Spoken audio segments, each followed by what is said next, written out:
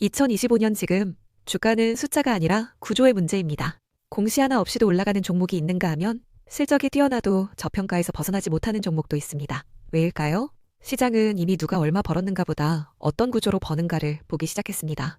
특히 지금 한국 자본시장에서는 상법 개정이라는 커다란 제도 개편이 그 기준점이 되고 있습니다. 이사 충실 의무, 집중투표제, 자사주 소각 압박, 소수주주 권한 강화까지 한두 종목의 문제가 아니라 한국 증시 전체의 리레이팅이 걸린 시점입니다. 그런데 이 시점에 구조적으로 잘 준비된 기업들이 있습니다.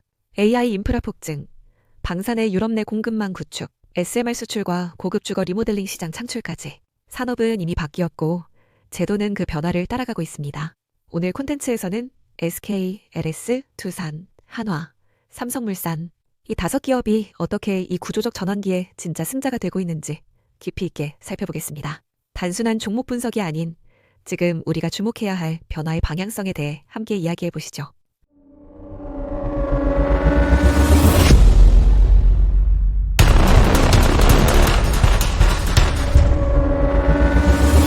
안녕하세요. JJ 파트너스 주주 누나입니다. 2025년 상법 개정안 통과가 사실상 확정되며 자본시장에 미치는 영향은 단순한 단기 테마성 이슈를 넘어서 구조적 전환이라는 표현이 적절할 정도로 파급력이 큽니다. 특히 기존의 지배구조 하에서 소액주주의 권리가 제약되고 대주주의 자의적 의사결정에 따라 기업 가치가 훼손되었던 관행에 제동이 걸릴 수 있다는 점에서 그동안 저평가받던 지주사들에게 새로운 기회가 열리고 있습니다.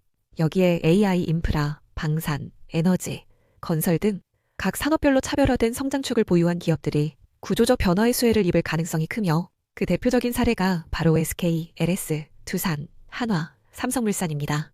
이 5개 기업은 단순한 지배구조 개편의 수혜를 넘어서 본업의 산업 경쟁력과 정책 수혜, 그리고 자회사 상장 및 분할 전략과 맞물려 시장 내 존재감이 급격히 확대되고 있습니다. 먼저 SK를 살펴보면 상법 개정으로 직접적인 영향을 받는 대표적인 구조는 바로 SK지주, SK하이닉스, SK스퀘어, SK텔레콤으로 이어지는 복잡한 지배구조입니다. 현재 SK는 자사주 비율이 24.8%에 달하며 상법 개정 후 자사주 소각 압박이 커질 경우 기업가치 상승 요인이 분명해집니다. 특히 SK하이닉스를 중심으로 한 AI, 반도체 생태계에 SK가 공격적으로 투자하고 있는 상황에서 대규모 투자에 필요한 자금 조달과 주주 설득은 이사 충실 의무가 확대된 법체계 내에서 훨씬 정당성을 확보할 수 있게 됩니다.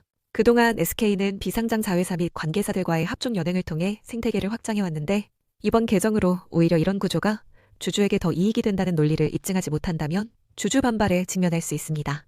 따라서 SK는 더 투명하고 주주 친화적인 투자 계획을 수립하고 상장 및 M&A 과정에서도 주가 희석이나 기업 가치 훼손 우려를 최소화하는 전략이 필수가 됐습니다. 다음으로 LS그룹을 보면 자회사 중복 상장 이슈에 가장 민감하게 반응하고 있습니다. 최근 LS메탈, LS일렉트릭, 이원 YSCO 등 다양한 자회사에서 상장 혹은 분할 움직임이 있었고 특히 LS머트리얼즈 상장을 둘러싼 이슈가 컸습니다. 상법 개정으로 인해 소액주주의 권리 보장이 확대되면서 과거처럼 지배주주가 유리한 구조로 상장 일정을 일방적으로 밀어붙이기 어렵게 됩니다. 이에 따라 LS는 최근 상장 일정을 유보하며 제도 변화에 선제적으로 대응하고 있습니다. LS는 구리와 전선, 2차 전지 소재 등 하드웨어 중심의 인프라 생태계를 기반으로 성장해왔으며 AI 전기차 시대의 핵심 부품 공급사로서 위상을 굳히고 있는 상황입니다. 따라서 상법 개정은 단순히 지배구조 리스크 제거 차원을 넘어 주주 설득력 있는 투자 설명과 IPO 전략으로 기업 가치를 재조명할 수 있는 기회가 될 수 있습니다.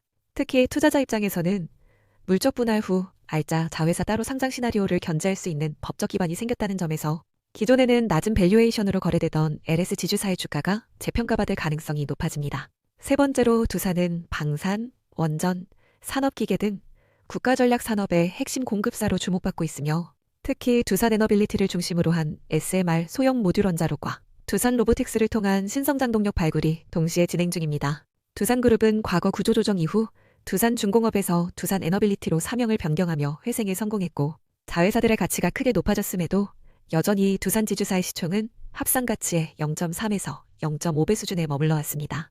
이는 불투명한 지배구조와 자회사 가치 희석 우려 때문인데 상법 개정으로 이사 충실 의무와 집중투표제 의무화가 이뤄지면 지배구조 리스크 프리미엄이 줄어들고 본업 가치가 제대로 반영될 가능성이 높아집니다. 특히 두산 로보틱스는 IPO를 앞두고 있고 두산 에너빌리티는 국내외 원전 수주 확대가 중이기 때문에 투자자들은 이제 상장 구조나 배당, 자사주 활용 전략에 더 민감하게 반응할 것입니다. 이런 환경에서 두산은 더욱 정교한 주주환원 정책과 장기 비전을 제시해야만 시장의 지지를 얻을 수 있습니다. 이어서 한화는 방산에너지 분야에서 정부 정책의 최대 수혜주로 평가받고 있으며 계열사들이 폴란드 등 유럽 방산시장 진출과 미국 방산 현지화 대응에 적극 나서고 있습니다. 그동안 한화 지주사는 방산기업의 수주 호재와 달리 기대만큼의 주가 반응을 얻지 못한 이유 중 하나가 지배구조 리스크와 낮은 배당 성향이었습니다. 상법 개정으로 소액주주 권한이 강화되면서 방산과 신재생 에너지의 성장성뿐 아니라 주주이익 실현 가능성도 높아졌습니다. 특히 한화는 손해보험, 생명, 에어, 로스페이스, 오션, 시스템 등 다양한 상장사들을 보유한 복합지주사이기에 상장사 간 일감 몰아주기, 중복상장, 수직계열 분할 등으로 인한 비판을 받기 쉬운 구조였습니다. 이번 법 개정은 그러한 의사결정에 직접 제동을 걸 수 있는 수단이 되며 시장은 이에 대한 반응으로 주가를 재평가하고 있는 것입니다. 마지막으로 삼성물산은 전통적인 건설 상사 기업에서 벗어나 AI 인프라, 데이터 센터, SMR 원전, 패션 리테일까지 포트폴리오를 다각화하면서 미래형 인프라 플랫폼으로 변신 중입니다. 특히 최근 SMR 공급과 건설에서 주도권을 확보하고자 두산 에너빌리티, 현대 ENG, 한국전력 등과 손잡고 SMR 얼라이언스를 구축한 바 있으며 한화와 달리 상대적으로 주주환원 정책에서도 긍정적인 평가를 받아왔습니다. 그러나 삼성물산 역시 과거 삼성물산 제일모직 합병 이슈, 물산의 삼성전자 보유지분 관리 등으로 인해 소액주주들과 갈등을 빚었던 과거가 있는 만큼 이번 상법 개정은 삼성물산에도 기회이자 시험대가 될 것입니다. 집중투표제 의무화, 이사 충실 의무 강화, 3% 룰 확대는 그동안 그룹 차원의 경영 전략을 관철시켜오던 삼성물산의 역할에 제약을 줄 수 있지만 동시에 글로벌 친환경 AI 기반 인프라 시장에 진출하면서 ESG 및 지배구조 투명성을 강조하는 흐름과는 맞닿아 있습니다. 결국 삼성물산도 단기 수익보다 장기 성장을 중시하는 주주들과의 신뢰 형성을 통해 장기 주가 재평가를 이끌어야 합니다. 이처럼 SK, LS, 두산, 한화, 삼성물산이라는 국내 대표 지주기업들은 이번 상법 개정을 통해 각자의 본업 경쟁력을 제고하면서도 지배구조 리스크 완화에 따른 프리미엄을 시장에서 회복할 수 있는 결정적 기회를 맞고 있습니다. 투자자 입장에서는 단순한 테마 매매보다 이 구조 전환이 기업 가치에 어떤 장기 변화를 유도할지를 먼저 읽는 것이 중요합니다. 앞으로 상법 개정이 현실화되면 이사회의 의사결정 구조, 배당 및 자사주 전략, IPO 및 분할 방식, 소액주주 커뮤니케이션 방식 등 기업의 모든 전략에 변화가 나타날 것이며 그 변화를 어떻게 주도적으로 이끌어가는지가 진짜 프리미엄을 결정짓게 될 것입니다. 결국 상법 개정은 제약이 아니라 기회의 신호탄이며 이를 어떻게 활용하느냐가 각 기업의 미래 가치를 가늠하게 될 것입니다. 우리는 지금 산업의 피로도와 시장의 신뢰가 동시에 시험받는 시기를 지나고 있습니다.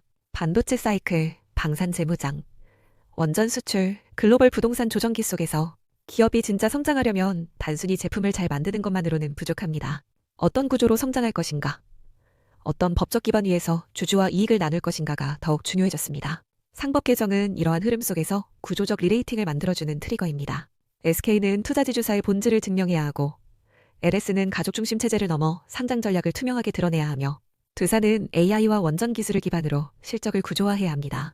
한화는 방산의 지정학을 수익으로 연결하고 삼성물산은 SMR 주거 모두에서 규제와 기술의 경계를 확장해 가야 합니다. 이 5기업은 지금의 제도 변화가 위기가 아니라 신뢰의 기회라는 점을 보여주고 있습니다. 결국 시장이 원하는 건 실적이 아니라 구조화된 실적입니다. 투자자 여러분, 지금이야말로 단기 주가보다 구조를 보는 눈을 키워야 할 때입니다. 숫자보다 구조, 방향이 중요한 시대. 이 구조적 전환의 진짜 승자를 찾고 계시다면 오늘 소개한 5기업을 다시 한번 깊이 있게 들여다보시길 바랍니다. 끝까지 함께 해주셔서 감사합니다. 다음 영상에서도 시장의 본질을 함께 짚어드리겠습니다. 영상이 도움이 되셨다면 구독과 좋아요 알림 설정 부탁드려요. 다음 영상이 궁금하시다면 화면 2번 터치도 잊지 마세요. 오늘도 JJ 파트너스였습니다. 감사합니다.